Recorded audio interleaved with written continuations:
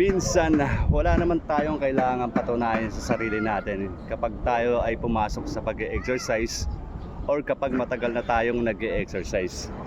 Lalo kung hindi naman tayo mga atleta, wala tayong kailangan patunayan sa ibang tao para kailangan meron tayong ibit na record or dapat maging maganda yung record natin.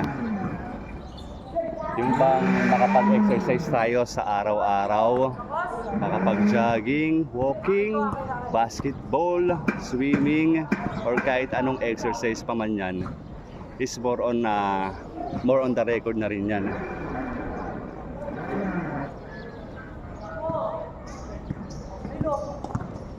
Wala tayong kailangang patunayan minsan sa ibang tao, pero sa sarili mo, meron kang napapatunayan, which is yung makapag-exercise ka man lang ng at least kahit 15 minutes or 30 minutes, 20 minutes, or mas maganda kung isang oras, goods na yun.